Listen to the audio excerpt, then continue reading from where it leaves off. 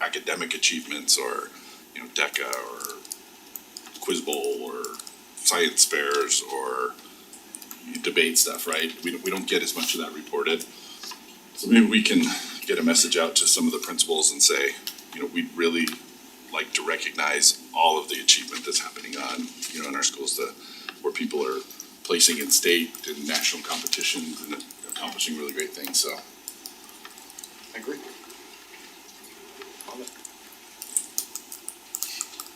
Okay. Move on to 2.1. I'm excited about this. This is really cool, Trevor.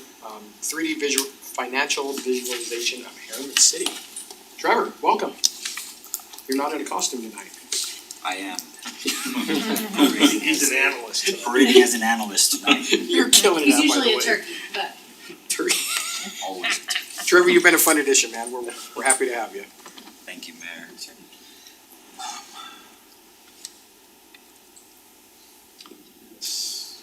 I'm Try and get his computer to, also parading as a grade it IT and a guy. little close just in the IT or oh, there it is. So cool. it was. That's very interesting. So, good evening, Mayor, Council, everybody. It's good to be here. Before I get into this too far, I just want to I think I probably talked to everybody in this room, at least the staff, at some point in compiling all of this information. So I'm grateful to the staff, especially Eric Blackett, who's not here in our GIS group, who pretty much took all of this aggregated information and put it together into the visual that we'll be able to see later on. So big shout out to Eric for his work on that. We have the technology. We have this ArcScene mapping capability where we can create these 3D maps. It's something that other municipalities throughout the state and country have contracted out with third parties to be able to do for them. And so just to know that we have that capability here within the city to do some of these kinds of analyses is really cool. And so tonight, what I'm hoping to share is just a preview of what that technology or that capability looks like, and then take direction as to, some other refinement that we could go into, ways that we could conduct further analyses using this tool. And so, that being said, when we think about our revenues and expenditures as a city, it's often given to us in a budget, it's given to us. Yeah, thank you. Take that spot. Sorry, Councilmember Hodges. He's borrowing. So, I'll stand. All right. So, bringing a spatial element to the analysis of revenues and expenditures is the objective of this ArcScene technology. We see them all the time. We see spreadsheets and charts and graphs and those kinds of things. What we're able to, or hoping to do with this capability is move in a direction where we can lay those revenues and expenditures out over the physical map of the city to get a sense of how those revenues and expenditures flow throughout Harriman.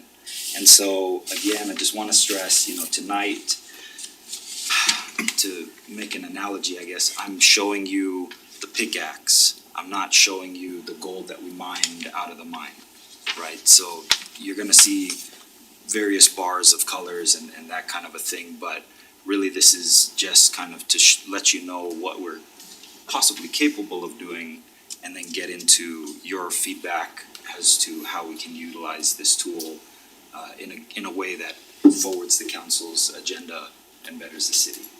So I'm gonna just, again, throw this out really quickly and then jump into kind of a live walkthrough of some of this mapping that we've done. But just to preface it, we've, taken select revenues and expenditures from mostly the general fund and other funds as well. We left out enterprise funds for the purpose of this demonstration, and we netted them against each other and allocated those costs and revenues throughout the city using various methods. These data are primarily historical, or they're all historical and primarily from fiscal year 2022, though that changes depending on what exact data points we're looking at. And so, without further ado, jumping over to the mapping here. So, I know I said 3D and we'll get there, but we're starting two-dimensional, we'll start flat. Here is kind of just a snapshot of our revenues throughout the city. With this scale, redder is better. And so you can see concentrations of darker red areas in some of our commercial shopping. And then the revenues here particularly are the sales and property tax revenues. And so those are, that's kind of what you're seeing there. When we switch over, I'm gonna switch now to the expenditures if I can.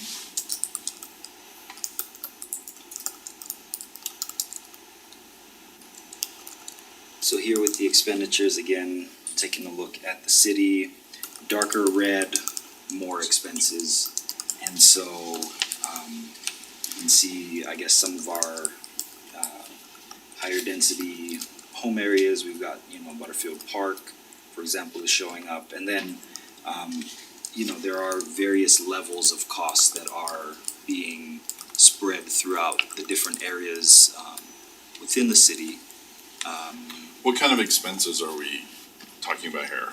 It's a great question. For primary areas, we looked at pavement maintenance, we looked at police calls for service, we looked at kind of a general overhead, we called it an admin fee encompassing some of the essential city services, and then parks. That we took the parks budget and allocated that out across the units, or the different housing, the number of housing units we have in the city. So those are the costs. Again, happy to take feedback as to how to draw some of these lines. We'll get to that portion, after this little walkthrough, but those are the ones in this first pass that we thought to consider. I guess I'll kind of, hold here for a little bit. Any other questions or? No? Okay. So, obviously there are some areas such as, up here in this housing area where the positive costs, I guess if I flip back really quickly to that, you can see that shows up as kind of a darker red, and then when going to the expenditures, it's likewise dark. And so with this net look here, you can kind of see, again, just putting those together. Before going there, let me just do it 2D. So in 2D, you can see kind of the net effect of those costs and revenues on each other, and areas, again, here, green is good, or green is higher, and the darker areas are showing more negative throughout the city. And so to now kind of, It's funny how very little looks green when you net it out. it's true. The green that stands out, really are, and I think this view kind of shows it the best when we zoom out and tilt. You see our commercial areas that really do kind of shoot upward in a positive way. Various neighborhoods and subdivisions throughout the city showing in kind of that yellow range there, where they are a net positive when you look at those costs, at least in the way that was done in this pass. And then certainly I think this is one of my favorite ones, favorite being kind of a tortured term here, but you look and see that there are quite a bit of negative reds going very far down. And so, again, this is just the first pass at trying to utilize this tool to look at city expenditures and revenues and how they kind of lay out across the municipality. But all of that being said, lots of opportunities to refine this model, to kind of dig into it more and figure out how we want to slice and dice this data to understand our city better. The four that I've got highlighted here are, one is just looking at the data that we use to generate the model. Again, I kind of mentioned this is all backward looking. And some of the cutoffs, the timing cutoffs that we used were not ideal. For example, we took 2020, or we took the most recent property assessment value from the county and applied 2022 property tax rates to it, so that's not exactly correct. You know, that's not what we would expect to bring in as a city, and so figuring out better ways to do those cutoffs and that kind of a thing would be one area to refine. Another, our model assumptions. I mean, we took liberties with where we had holes in data. We had to allocate out costs in ways that were at best imprecise. And so, you know, just nailing down, and I think this kind of comes back to the first point about the data, just knowing the number of housing units within a certain subdivision within the city at large. These are numbers that we've tried to gin up in different ways, but nailing that down will be essential to take this model from kind of a 80% rough cut to that really refined tool that we can use to make decisions with. Not to say that we can't use it to inform our intuition, but there is that level of uncertainty and imprecision that would always have to be factored in its current state.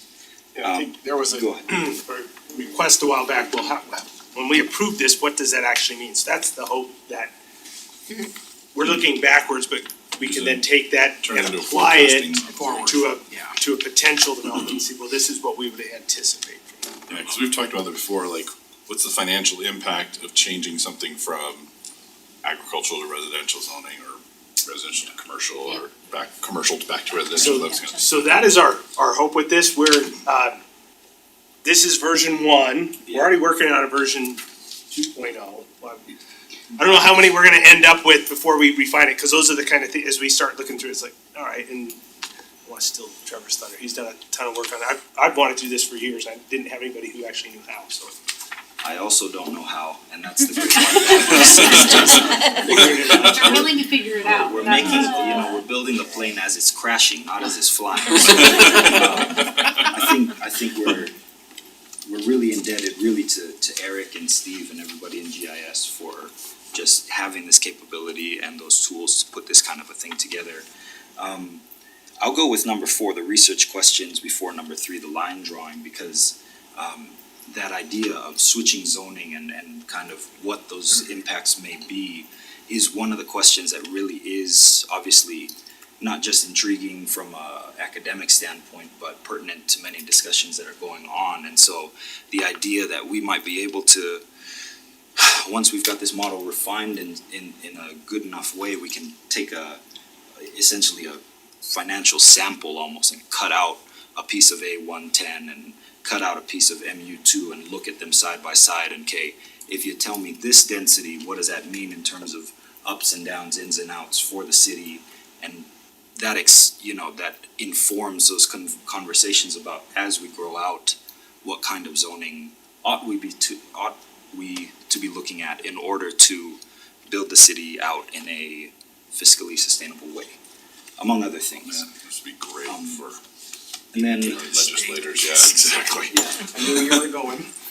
And coming back to just the line drawing opportunity here, as Nathan alluded to, we're working into a version 2 of this model or this map.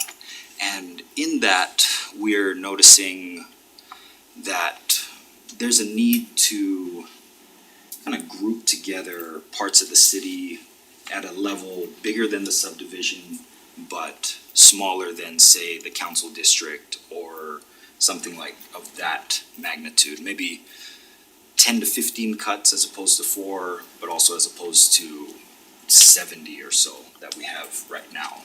And so, taking just, again, advice or direction as to what some of those divisions may look like in a sensible way that would help us to analyze the city in a way that, again, we could take those cuts, we could be able to put apples to apples as closely as we could to understand just what it is that comes into the city in terms of revenue and goes out as we serve the residents of our city. So those are my thoughts. I'm excited to hear yours, if any. Please. I love these kind of tools, but 90% of the time, it just opens up a whole just litany of questions that it starts to raise for me Yes. that sometimes, well, often, the data that exists just can't answer those questions, right? Yeah. So, what I usually find is that as you bring models like this, there will be a lot of questions generated that might shape what we do with future models, and refine, right? Right. Because one of, just off the top of my head, things that occur to me are how do certain neighborhoods compare to other neighborhoods, right? In terms of net cost and what might be some of the drivers of those differences. Why is there something that stands out? 3 or 4 commercial areas are only this, but one commercial area is this. Why? What kind of business is in that area? Why is it doing so much better? Those are the kind of things that the analysis will lead me to ask those kind of questions, so. Well, I feel the same way, when something like this is plotted and drawn up, it's usually inviting a lot more questions than it's giving answers. Right. And so, as we take feedback from you folks and staff collaborates on this in various ways, I'm hoping that we will kind of work through those questions as they come up. And I see this as very much an iterative process. It's a living, map. And then of course, as new data comes in and old goes out, another thing we'd love to see is just kind of setting the city at different timestamps next to itself and saying, hey, this neighborhood used to be dark red and now it's looking a little more yellow. Why?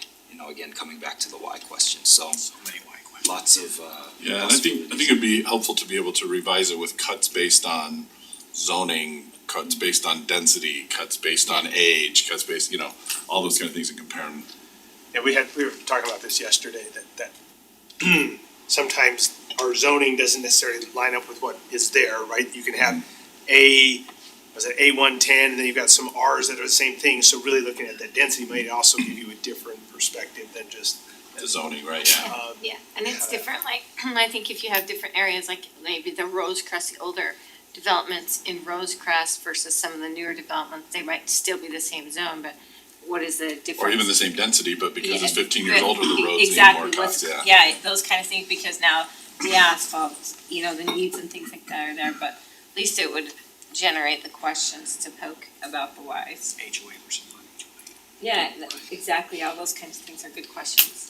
So like I I said, love we're working on some others, cause it's also, how do we fairly allocate an arterial street, right? So Main Street serves lots of neighborhoods, it's so probably not fair to just allocate it to the neighborhoods that are adjacent.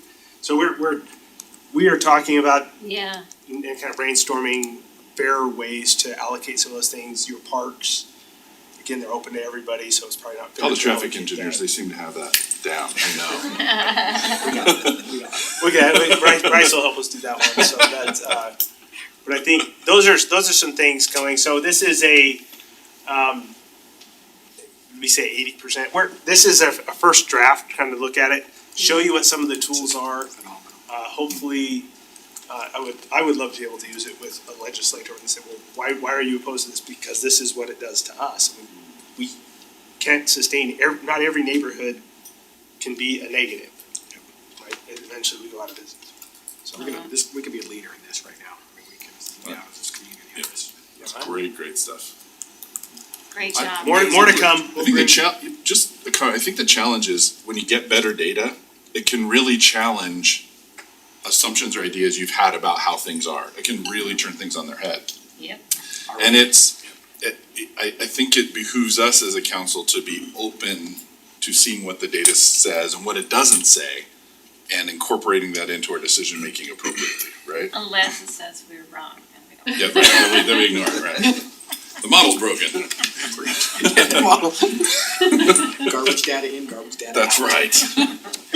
I love That's it, cool. Trevor. Okay, Thanks. thank Great you. job. Amazing. Thank you. Well done. Love it. Okay. Thank you, Trevor. Move on to 3-2. Two, oh my gosh. So move us along. That's okay. Skip the rest of it. Pass it down.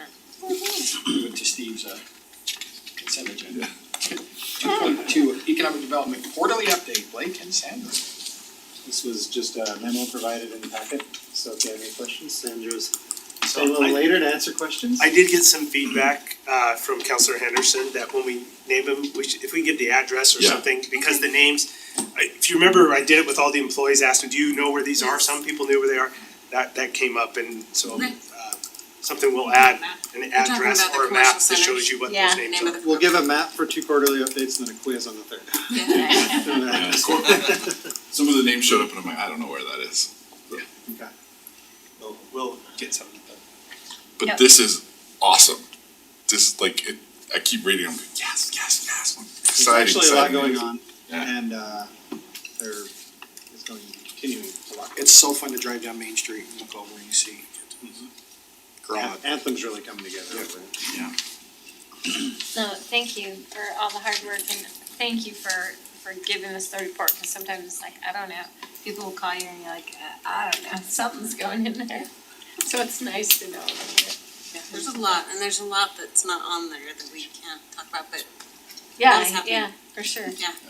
There's a lot of car washes, a couple more. The Wiggy wash, they seem pretty close. there's a lot of dirty cars. Exactly. It's at We its shouldn't gas have stations any or- dirty cars. Dirty cars and stuff. And Sandra's also worked really hard on the window walk that is around town in the businesses, Oh, so. nice. Very cool. Good It's job. fun. So if you get a chance, go check out the I'm almost done businesses judging. that are participating. I'm almost done judging. Oh, good. Nice. Just have to go out to Lee's area. Okay. A lot of good ones, a lot of fun ones There this really year. is. And talking to them, a lot of them are struggling too. Some of them are still, so they need our help. Like Crave today, I went into Crave today and they're hurting. Really? We actually pulled numbers today, and I think there was 400 and something votes that have come in from Already? residents. And we just put it out today, really, right? No, it went out last It week. did go out Yeah. last week too. There's another post today about too about it, yeah. Oh, I love it. It's It fun. seems like there is a lot. I hear that from several different companies and I don't know how you fix that. I have an idea about something too that I'd like to suggest is in our, as part of the Harriman newsletter that goes out with the utility billing, is that I think that there are people that just get in the habit of, you live in this part of the city and so you're just always in and out over here and It's you true. don't know all the other stuff that's going in the other parts of the city. It's true. I think if we could maybe publish some kind of a map or something that shows these are where all these businesses are, letting people know, you know, you could live over here and you're never getting down over by the Lees and understand that there's all these cool new shops and restaurants opening and Lee's Unless- grocery stores there and that kind of stuff, so. Is it possible, Destiny, to do an interactive map on a website where they can see Yeah, where the businesses are and what services and goods they offer? yeah, we can work with GIS and get that. That's something Sometimes- Steve's actually working on. Yeah, I was gonna say, I So- wouldn't be surprised if it's not. It seems like that one grocery store named Lee's that's out there. I'm always like, it's clear out there, and then I eat their donuts, and I'm like, I don't even care how far away. Yeah, it is. It's such a cool little store too. I mean, I just like the convenience of it because it's not as big as some of the other grocery stores, but it's got a pretty good selection, get in and out really quick and, Yeah. and the people there are so nice. They're It's so a well-run nice. store. Donuts. I hate to see any of our businesses struggling in the city, right? But I just don't think that many people recognize that there's a Lee's over there, It is true. so. And out by Lee's is the Sports Connection, which we had as part of our Yeah. Yeti hunt last night. Were you there last Yeah. night, Destiny? And a lot of people weren't aware that that was there, but after the event, they went in and They did were a lot of very- shopping. And the Lot 31 too, I mean, Yeah. that place is cool. It's awesome. Yeah. Well, Mountain Mike's opens on Monday, so we've got pizza down there now. That's good news. That's good news. We'll be having a lot of pizza during council. Amen. Good Donuts from donut. Little's. Did I Sorry, mention Mayor. they're just really good, I literally like them. Thank you for everything. Yeah. Fun to see all the work pay off. Okay, thank you both. Go home. Okay, bye. Good night. Thank you. 2.3, priorities for city lobbyists. Nathan. So we're heading into our legislative session, and in the past, we've talked about things, you know, we want them to watch for. Looking at what's happening in our community, I think my suggestion to you is we need to pick 2, no more than 3 specific things we're asking them to try and get funding for, recognizing we might get one. All the discussion is about how you unlock housing, right? How does housing get built here? So that those samples that are the items that I put in the staff report are roads that would, you could argue, help do that, help allow the future creation of homes. Many of these are falling solely on the city of Harriman to build in the future, but they're regional roads, so really, it's just an opportunity for council, if that's a direction they wanna go. The session doesn't start before our next meeting, so we could think about this, you can give direction tonight, but we just need to sit down with Mr. Curtis and Chris Blake, so Greg Curtis and Chris Blake, and say, these are the projects we want your help getting funded. And if that's the way you wanna go. If you don't wanna pick a project, that's fine too. So I guess I'll turn it over to the council for some discussion if how they want to proceed with our. I think this goes back to our meeting with them, where that's what they recommended, is let them focus on this stuff. They already know, I think, even Candace, right around into Candace at Disneyland. I don't know, but, you know, it's just like, it is such a small world. She's like, we know all your concerns, she's like, we know them all, like, we're all agreed, let's get you some money, let's find some funding to build it, so. I think that's what they're looking for from us, is this right here. That's what I'm hearing. So do we have budget numbers on some of these?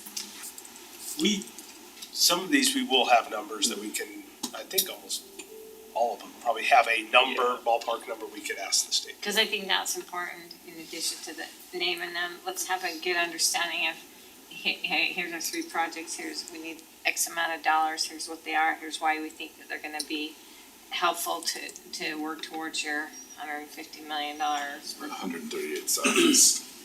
That's got, So I heard that that's going.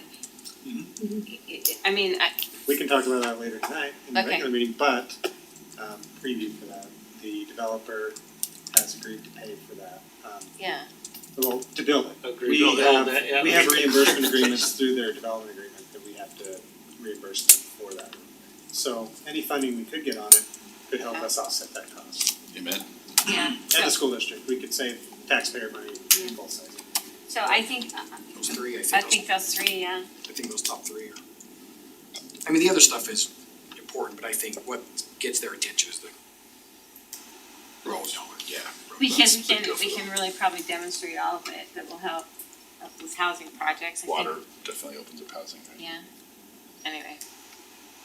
But I think it's important to throw some numbers on it too, so they Okay. know what we're looking at. So would you like us to, in January, come back with numbers and then you guys can pick your final 3? Or do you wanna pick I 3 think now we're and okay then with we these just go 3. with the What I'm hearing, numbers? I pick these 3, but I think when we go meet with them, I think we need to have those numbers for So- them when we meet with them.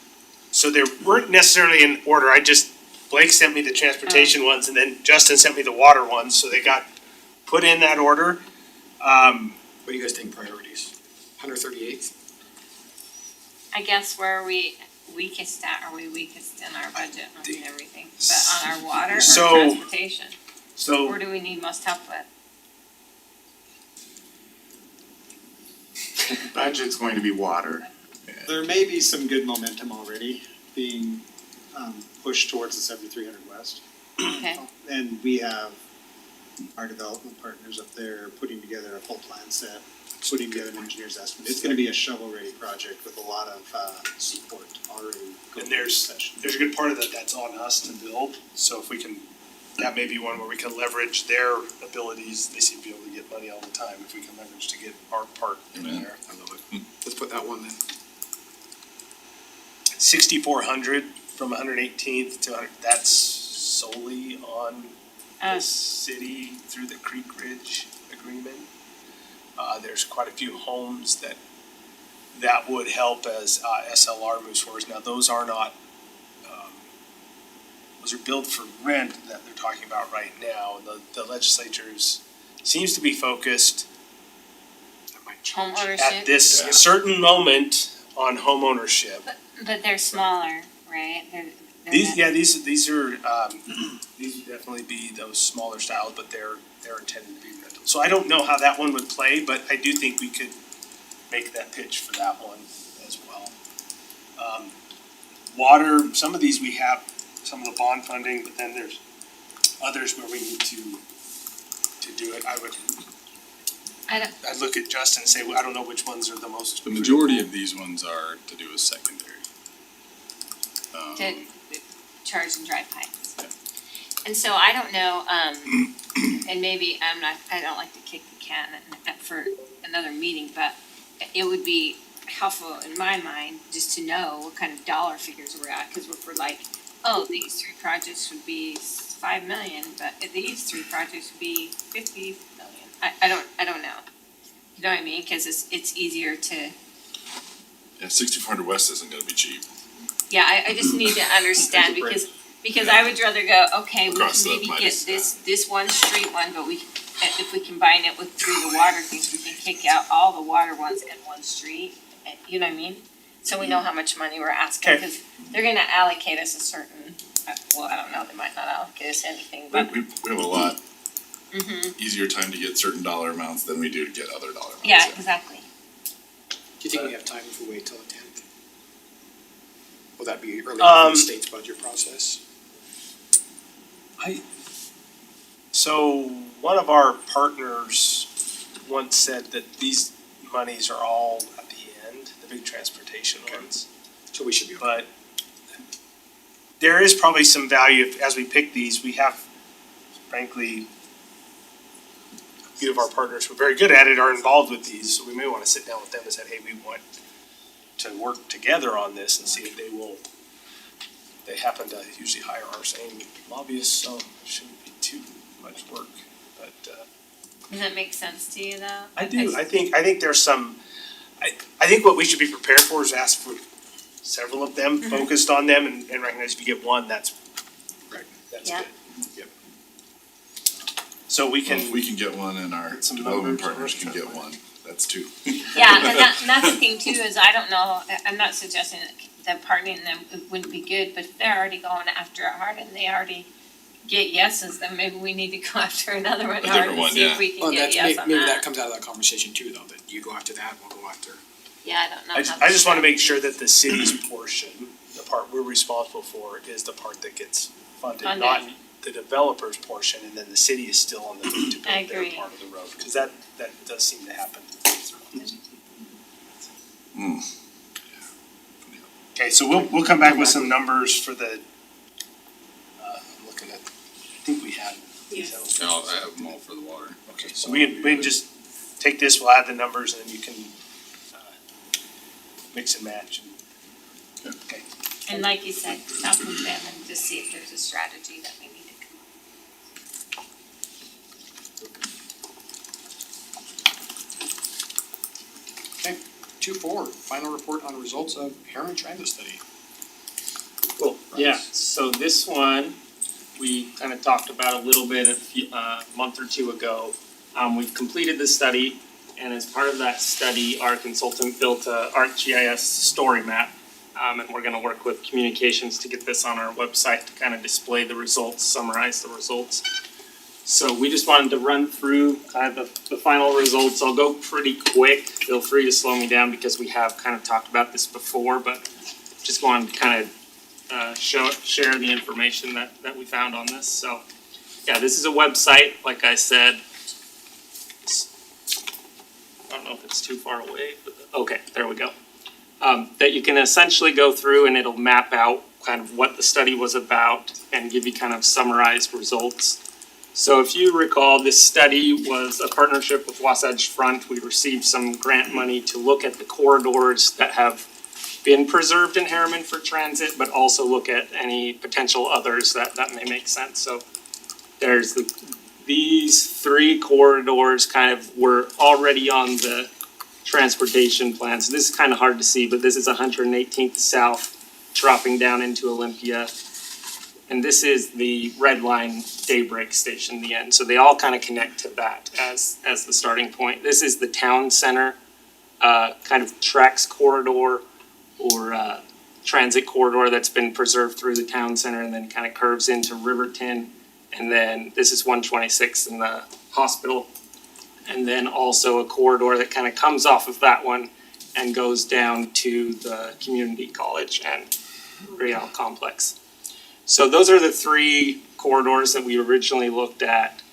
We looked at three different scenarios for each one. A low growth, which was to represent what Wasatch Front's model looks at for Harriman, and just take Wasatch Front's model of Harriman's population and employment numbers. We considered that a low growth model. But that was what was in Wasatch Front's original model for Harriman. Then we took a look at a mid-growth scenario, which is essentially if we plugged in our general plan and it was built out as per the general plan and the current zoning, what the population and and including our MDAs, our development agreements, if we plugged all those in and they were built out as planned, what would it look like? And then we finally ran a third and final scenario of high growth if we increased density, increased commercial, even beyond what we're planning on right now. And so those were the three scenarios, and we ran transit runs of different modes to kind of get results on how they would do. So there were kind of three modes we looked at: a frequent bus, or just a kind of a normal bus. And these are the routes like I was talking about that we looked at, and we ended up tying them over to the front runner in Draper. It didn't make sense to really dead end them in Harriman. It made a lot more sense to connect them to an anchor, which in this case was the front runner station in Draper. So we did frequent bus, BRT, which bus rapid transit. BRT generally gets that designation once they have, I think it's about at least 30% of their corridors actually a dedicated bus lane. Whereas a frequent bus can come as frequent as a BRT, but it generally doesn't have a dedicated bus lane to. So it's that low at 30% is all. Yes, yep. So we ran those two, and then the last one was the TRAX Red Line extension was the third mode of transit that we ran. And again, this was the original corridor that was in the Regional Transportation Plan, or RTP, that came through. Was there a question? It just goes on 132nd and then back up, is that kind of? Yep, exactly. So this is Main Street, the newer section of Main Street, and like Winco's up here, it comes down. This is 126th and where Main Street pulls off of 126th. And then we're sitting here in City Hall. It's just a little bit east of there. Comes down just like Sherry said on 132 or Harriman Rose, and then cuts across where kind of Costco and Mountain View Village are, and then swings back up to 126th and ends at Riverton Hospital. So those were the original corridors that we modeled. In our course of modeling those, UTA was interested in additional scenarios with the Red Line extension. So this was our original scope, but in discussion, it made a lot of sense to look at, okay, that secondary connection down to Slick campus and RSL Academy. And then additionally, kind of doing what we did with the other runs, connecting it all the way to the east. And let me zoom out a little bit. All the way to the east, where we're going through Bluffdale and Draper and connecting to the Point development. And this was a big kind of question that UTA and the Point are looking at. Can we get the Red Line to extend all the way to that Point development? And so we kind of adjusted our model to account for that model run as well, to kind of see what the results were if we connected. And there is a lot of momentum with the Point, right? They're kind of in their development stage of trying to get transit. They've already been approved for a new front runner station. Now they're looking at, okay, how do you tie in with tracks as well?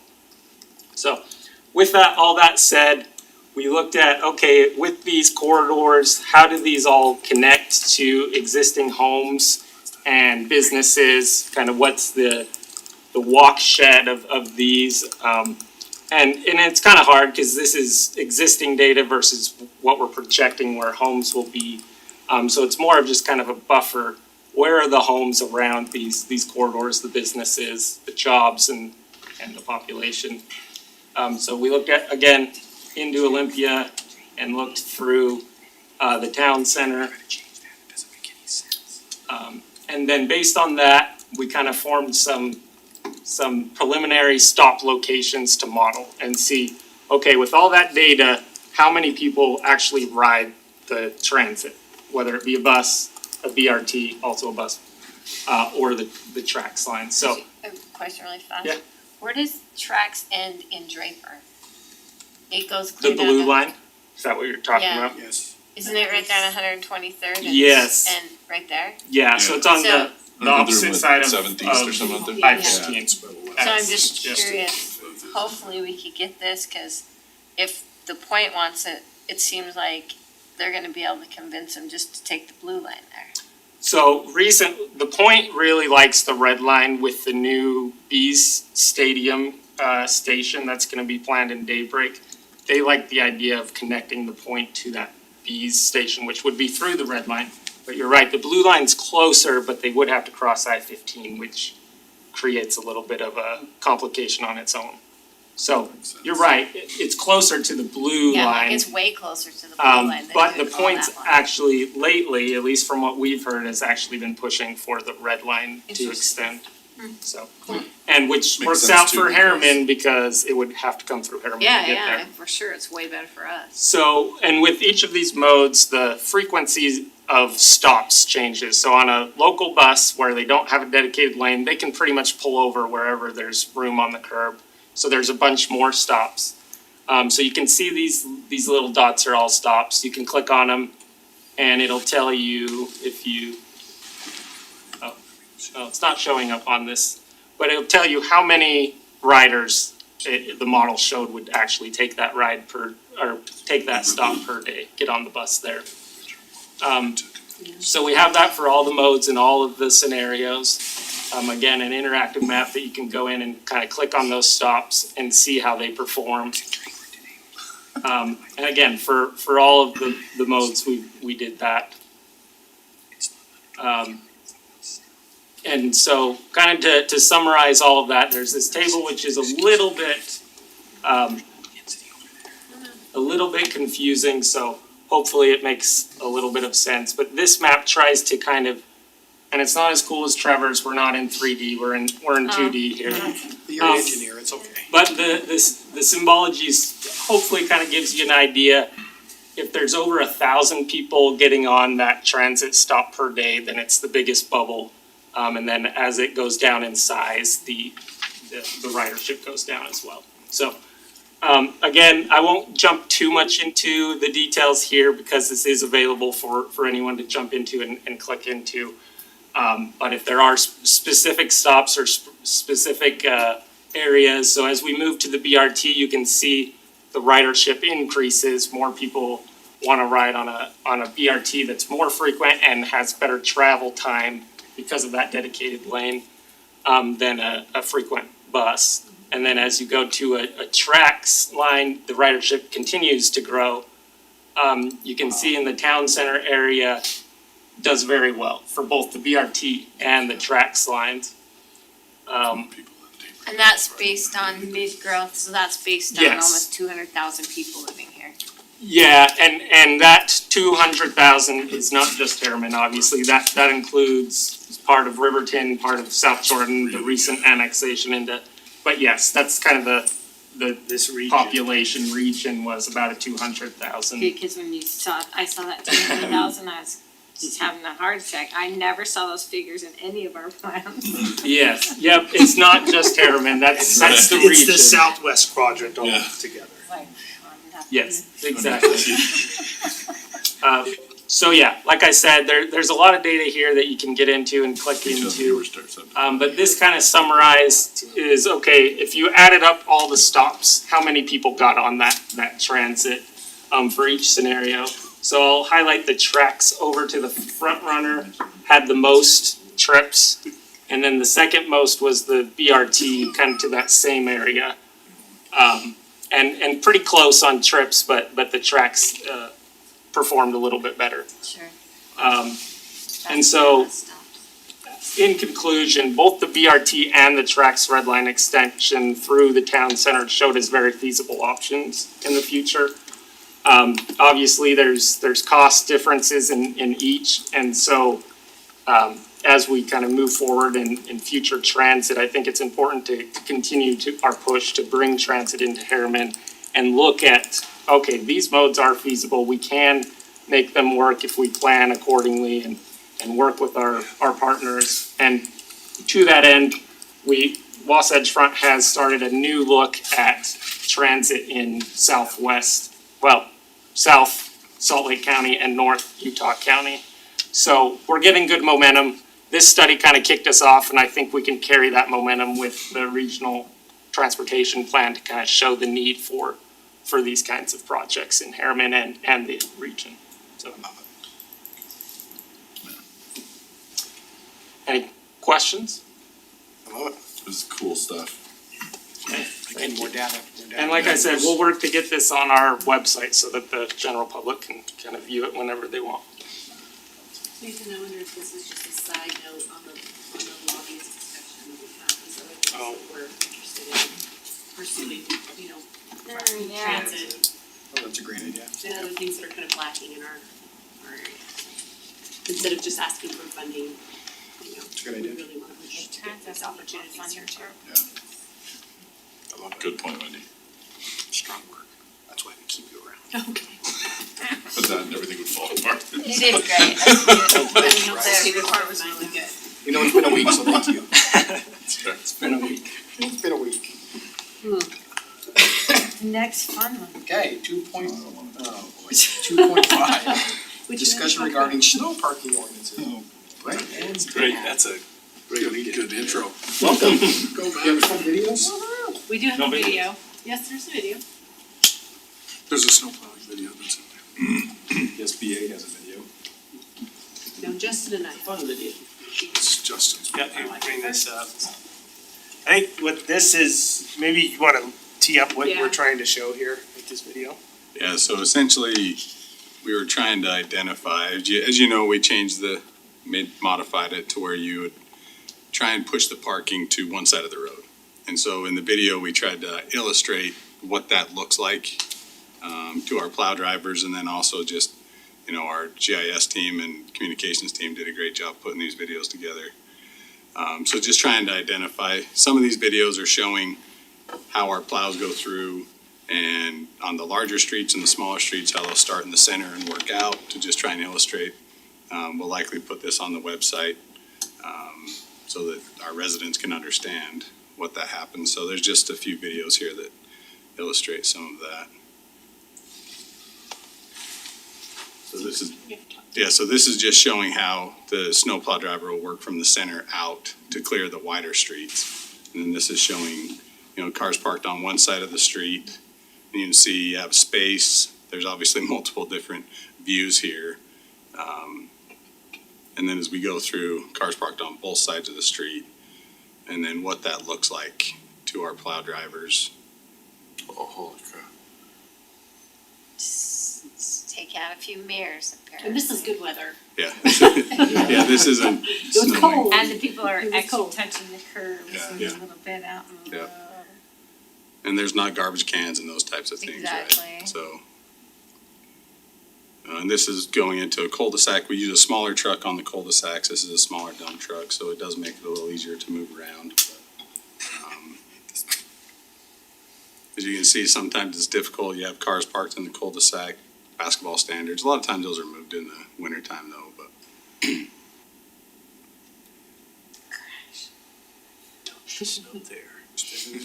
How dare you put that snow in front of my house?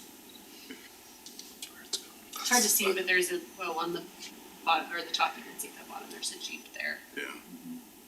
Yeah, Oh, it's in that shadow there, yeah. What's real challenge to maneuver that thing in that cul-de-sac? And then I think the next video coming up shows how you may have cars parked on both sides, just how tight it can get through there. But I think these will be helpful on the website so that people can understand, you know, the difficulties that some of us see. And talk to John in communications as well. We'll do some ride-alongs during the winter time so that we can contrast good weather to, obviously what it's like in real life plowing, so. You see, you can make it work with one, two sides of the street is very difficult. Yeah. And our plow drivers are instructed, if they don't feel like they can navigate the road safely, to just bypass it, right? We don't wanna damage vehicles or damage our equipment. And that obviously leads to frustrations to residents, but a lot of times it's just, we don't want our plow drivers putting themselves in a situation that, would be unsafe.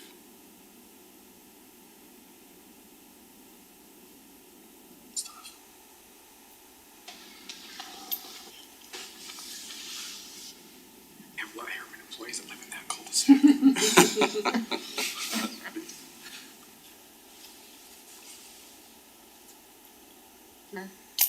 it's a little tight.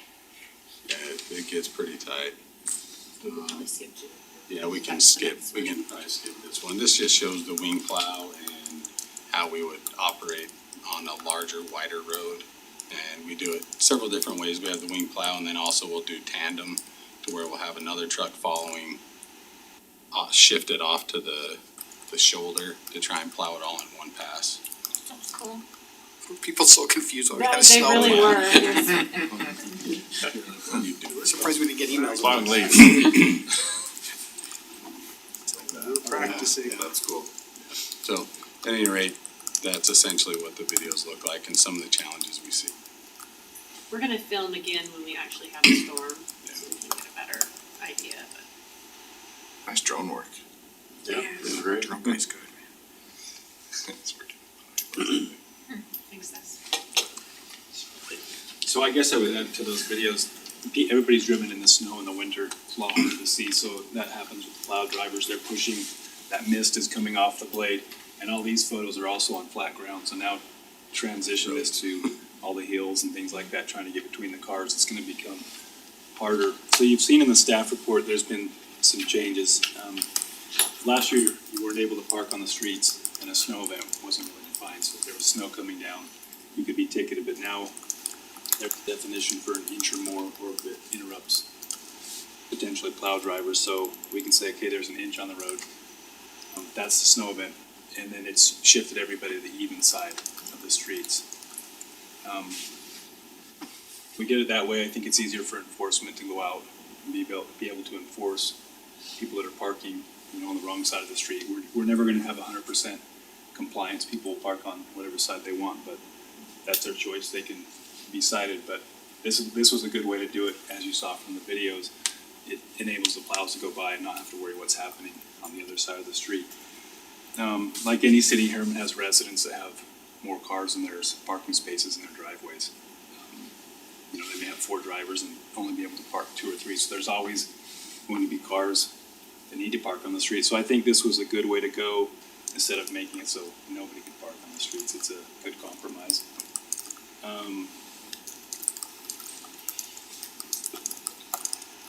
There was some other changes, but I think the notes I wrote was no parking on the roads, snow event, and then the removal of the snow, that's another thing. It changes it so that you have 36 hours instead of 24 hours to remove snow off your sidewalks. If it's a big snow event, meaning 12 inches or more. Last year we had, was it a 20 or 22 inch storm? And we had 1 hour. 1 hour. Yeah, so that's kind of tough, so, and I think that gives the city more time, I don't know how many miles of sidewalk we have, you said in the Two. meeting? There's 236 or something. Yeah, so the city couldn't comply with, removal of snow in that amount of time, so now we have more time to do that. Yep, we've got 300 and some miles of road. So, Matt, I mean, can we, I don't wanna interrupt you here, but can you maybe, I think where this is coming from, why it's back, is we've heard some concerns. Could we maybe ask you those questions, you and BA and PD, and just, maybe you just help us address those concerns? Sure. I guess with one caveat is it hasn't snowed yet, so I don't know what the concerns are, but I'm happy to answer any And that's questions. what I think can we've heard, from I think we've BA, had so emails and Yeah. had some social media interactions. I was hoping it I would know have snowed Jared by had, now. I know Jared's had probably more interactions, so he can chime in too. Do you guys know remember any of the specific questions? I think it was the one that Jared shared wanted it just to go back to no on-street parking.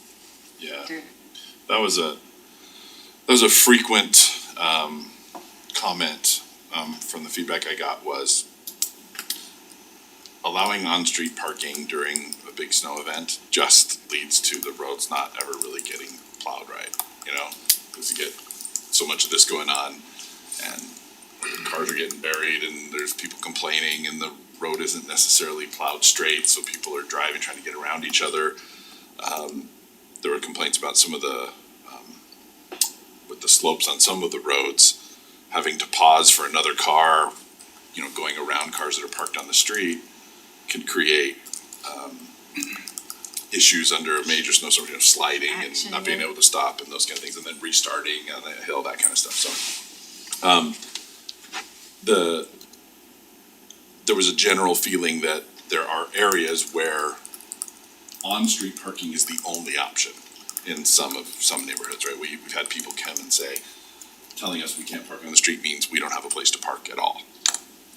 Some of the higher density areas with, you know, one car garages and no driveways and stuff, there has to be some accommodation because there's just no alternatives. On some of the more residential roads, there should be more parking spaces available and people should be able to park their cars off of the street was kind of the argument that was being made, so. A one size fits all so that there's parking on some streets and, by trying to fix a problem that's isolated or more designated to some higher density, small neighborhoods and apply that to the whole city just doesn't seem the appropriate application of the rule. The other comment I had was, it doesn't really matter what the ordinance is, cause nobody enforces it. Didn't enforce it before, they're afraid it's not gonna be enforced again, so what's the point? You know, there was no on-street parking and people parked all over the streets and nobody got tickets. So, there's a question To about. that one? We wrote 319 parking citations for snow removal in the last snow season.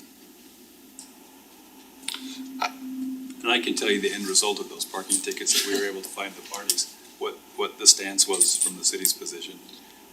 Was, You can take it to trial, or you can pay your parking ticket, and the reason why that was a stance was, it was to try to take care of a parking problem across the whole city and to make it fair for everybody, so that it wasn't an isolation depending on where you lived, it was, you know, you have your opportunity to contest it, you were cited, here's the evidence, you can have a trial, or you can, it's a $25 parking ticket. We were just looking for corrective behavior. Right. And trying to do it in a quicker time, because I don't think parking had been enforced possibly, but it is now based on the numbers and the stance we decided to take. and again, it's an anecdotal comment from residents, right? They Yeah. observe cars parked on their street without tickets. Right. That's just, right? It's how residents view it may not necessarily be entirely accurate, or their timeframes might be distorted based on when the ticket happened versus when they saw the snowplows, that kind of thing, so. Outside of that, the only other comment I had was, what if I live on the odd side of the, on side of the road, does that mean my side of the road never gets plowed? That kind of thing, so. It'll be I plowed. mean, we're still gonna plow, the reason we picked park on the even side is because that should be your south-facing Sorry, side of the street. Whichever side the parking is allowed on, that side doesn't get plowed, is what people were worried about, So so. that should be the south-facing side of most of, well, of any of the east-west streets, and then the idea is that the sun will help you remove that snow, whatever's left there. So the plows will go out, and if there's cars on the even side, the crews go out all the time for just general cleanup, besides just pushing it off the middle of the road. So as cars leave to go to work, or whatever, they'll definitely come by and clean up that even side of the street, and go where there was maybe 5 or 6 cars, but if there's still one there, they'll just have to go out and around, and even if we had no parking or parking on both sides, we're still gonna have these issues, cause people will still park Yep. and not obey the ordinance, and so based on these numbers of citations, people just didn't follow the ordinances last year. Well, I think that we had a pretty good stream of people that were complaining about not being able to park. If there's a snow event, they need a place to park, and they're like, we gotta have a place to park, and that's primarily, I think, the reason we changed the ordinance, so then you just flip it and then have the people who are mad that you can park, so. Right. I mean, it's hard because, and I understand it'd be nice if we could say, okay, this area, this looks great, we can park here, or this area. But then think about the cost that's associated with trying to enforce that on a law enforcement side, that's a nightmare to try and figure out, okay, Which side, where am I at? where am I at, which street Have can to pull out I? a drawing. But for the plow drivers too. Yeah, exactly, so I mean, And they're doing this in the weather, code enforcement, so they're out and the snow's blowing sideways, they're trying to find numbers in different sections of the city, okay, is this even, not- odd, or however we decide to do it, it's just not not realistic. realistic, because they're gonna spend their time looking to see, okay, I'm in this section, is this even or odd, based on the numbers on the homes and things like that. And this is fresh for us, I mean, it's snowed, but it's not snowed enough to send out the plows yet, right? So we don't even really understand the implications of it yet, and so I personally think I understand their feedback, completely understand it, it's like, this is crazy, why do we have to park like this, right? And I understand in certain areas where they're like, it doesn't make any sense, but we have to make decisions citywide that make sense, common sense with law enforcement and code enforcement, and we haven't even given an opportunity to see if it even is a good solution or not. Yeah, I'm not necessarily advocating one way or the other, I'm just trying to do my best to make the arguments that Yeah. the residents are just making, Perfect, I right? agree. It's a challenge, and I think it all depends, right? You get a couple 4-inch storms, that's different than when you get a couple of, 12 to 20-inch storms, right? Last year was bad, yeah, coming out of And that. so people have last winter in their mind when they're thinking about how bad it was, and that may not be the case this winter, and we don't have to plow very often, so, we hope. Well, Can I ask one question, Justin? One other that came up from a lady north of me in Miller Crossing. She's worried, elderly lady, she's worried if she lives on the side of the street that people are gonna park on. Yep. So she lives there, plows can't get right up, normally, no street parking, they can get right up to her driveway, right? Yep. Now, if there's cars parked on her side, so in front of her driveway, there could be, Distance, it's not so plowed. she's got an extra 6 feet Mhm. to maybe to get out, if it is a big storm, a 12-inch storm, now elderly person, how do they Right. shovel 6 more feet into the road to be able to get out sometimes? Yeah, you it's a know? valid concern, right, and whether there's cars parked there, whether they can or prohibited to or not, you'll still have potentially that issue. But yeah, it's a valid concern, I understand a lot of the concerns that have been brought up, but yeah, that is true, if there's cars parked all along the one side, we'll have to stay out, away from those cars. Yeah, and even, people express frustration, and I just can't help but say, I get it, but there's nothing that can be done, they say, well, I shoveled my driveway and it was all clean, and then the plow came in, but, 2 feet of snow in the front of my driveway, I'm like, Yeah. they just plow the snow, man, that's where it goes. Well, I think it's important. It's not intentional, right? I think it's important, we were talking this week, it's pushing the snow, all we're doing is pushing, like, we can't Yeah. remove this snow, We're not we're removing, just, it's pushing it. pushing, we're Pushing trying it to out. clear, Yeah, I'm with trying to the clear the road. roads That's right. to make them safe. Yep, right. and maybe we, So I will add to these videos, one thing that's a concern for residents to think about also is when you do have cars on both sides of the street, you have the problem with EMS getting in, because the plows are having a hard time clearing it, and the larger trucks that are bigger than the plow trucks, can an ambulance get through, or a fire truck or something of that nature, so that's why doing it to one side and things like that are. And I haven't heard any pushback about not both sides, I didn't hear any of that, it was more, none at all. I mean, those are the ones we're getting. Yeah. None at all. They prefer to go back to none at all. Yeah.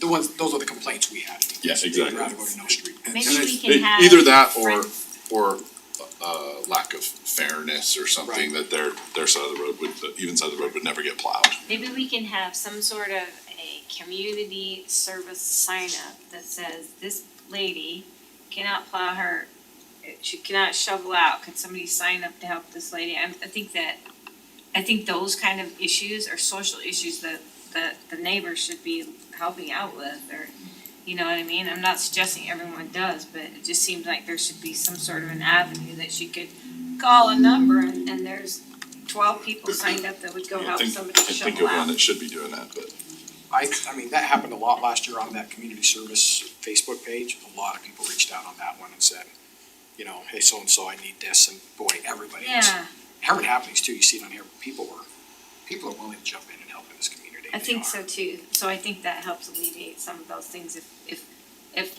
society will fix the problem instead of people in this room trying to make a law that says you have to do this. Did you wanna ask council? Yeah, I was gonna say, Jared, you wanna chime in? I'll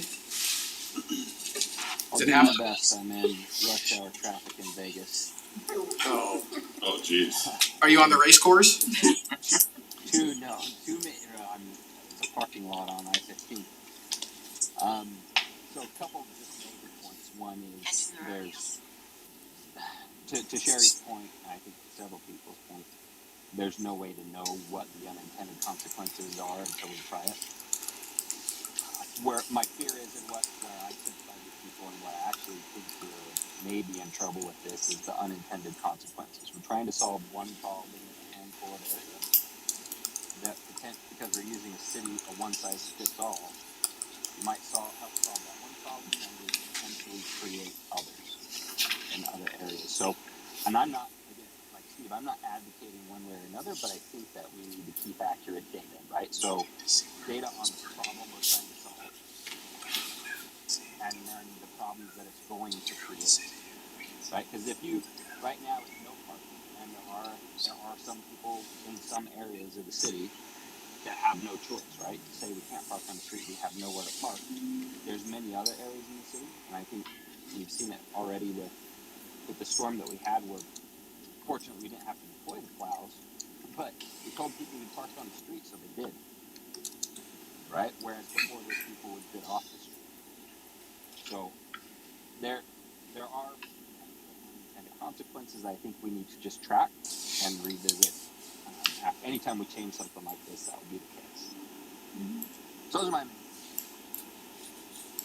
Well, I think with every new change, I think this needs to come back after this. I think comes back after our first season and we evaluate. Is that kind of what you're saying, Jared? Let's look at it when we, kind of give it a run and see where it's at and come back and evaluate. Yeah, I mean, at this point, what are you gonna do? Change it again and confuse people? Mhm. I think the policy was made, we go with it this year, but we have to track those and make adjustments. We may find that it creates more problems than it solves, right? Yep. No good deed goes unpunished sort of thing. Or it might be a rousing success and we fantastic. But we won't know until we try it. Right now we know we have a problem that we need to address. This was the best way we could think of at the time to address it. It's what other cities have done. It has kind of a proven record of success in those areas. But our city is a little bit different. The makeup's different, so we may have other issues to address, but we won't know until we try. We could confuse everybody and go, odd side on odd years and even side on even years, and just flip Yes. it every year. Yes, or every other week or something really No, cool no, like that. every year. It is, it's just a sad fact of anytime we make a rule, some people aren't gonna like it, right? It's gonna negatively impact certain folks, and it's unfortunate. I wish we could find a solution that made everybody happy. We could just make an ordinance that says it's not allowed to snow in Harriman, see how that works. Yeah, it's just not reality, right? So,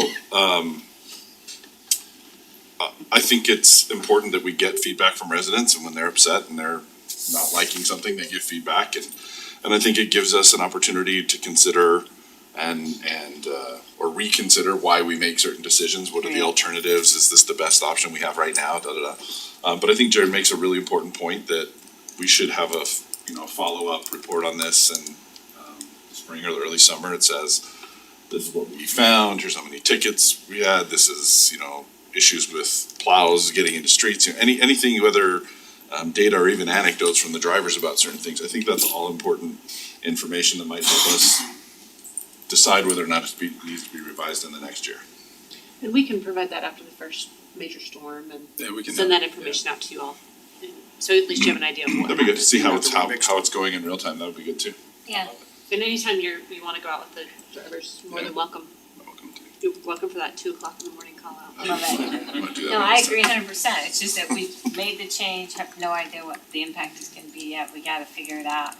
Sympathize with the other side, but if we flipped it too hard, then we need to reassess it, but probably not right now. And we're happy to enforce whatever the council would like to direct, just to make that clear. We'll enforce the odd side, the even side, or both. This was brought in an attempt to make our enforcement not completely unmanageable, right? By, switching odd and even sides of the week every other week, that would be, Let's do it. just a nightmare for enforcement. Yeah, for sure. Just like in different areas of the town, it's like, it'd be so cool if you could do that, but then it's like, To It's not Councilman realistic. Henderson's point, the one size fits all approach is not great all the time, and this is a perfect example of why Yeah. it's not great, but we're trying to find the best of the not great. just like the no parking on the street. That was the That had one its own size fit all alternatives, that had the problems with with a lot of other people too. There's no requirement that you park on the street if you don't need to. That's a good point. Yeah, We still Just prefer because you we park pass an off the ordinance that street, says you even if can, you if you can. have Yeah. ample parking in your driveway, you don't have to. It's park still on the best, it's still best. Yeah, There's street and vote. maybe we just message that a lot too, just to say, please try to have no on-street parking. It creates problems for the plows, but we understand that there's places that you have to park, but if you do, please, you have to park on the even side. We will track it. Maybe try and map some of this, we'll see. I want a 3D map of it, 3D. Got it. It may be flat, I don't know if we can make it 3D. Bryce is well, the circles, you can make snowmen. Okay, thank you. Thank you, BA. Go spend your $15 on Smiths. I'll still have it tomorrow, I promise. Can we get to 2.6? Can we do it? We're supposed to be in the next meeting, Because 40, but Get us to 2.6, I can, you wanna it's go up to you in? guys. It's up to you, I don't know how long this conversation, We can go start the other meetings fast. I mean, so really, we're at the point now we can't start the other meetings. Cause we've got CBA. Do you wanna do? I think here's a question. Todd, could I ask you a question? Sure. Not you, Todd, that Todd up. Not Todd, not Todd. If we were to punt this a little bit until after our general meeting, would you be able to stick around? Sure, go ice skating. I don't think it's gonna be super long meeting. I think it'll be pretty quick, but we'll reconvene back in here and then have that. Would you be all right with that? Yeah, I just need a police escort home out of that traffic. No worries. I know a guy. No, that's great. What time do you think? Maybe 7:30, something like that. I'm optimistic. you've got Very the, optimistic. 7:45. you have the point. Don't in break the your leg out presentation. We there. told them 10 minutes, but depends on how long they actually go. And start these other two early will help. Let's go try it. Okay, we'll look for a meeting to, look for a motion to temporarily. Temporarily recess Yes. work meeting. Second. Okay, all in favor? Aye. We'll go and we'll start right away because we can't start the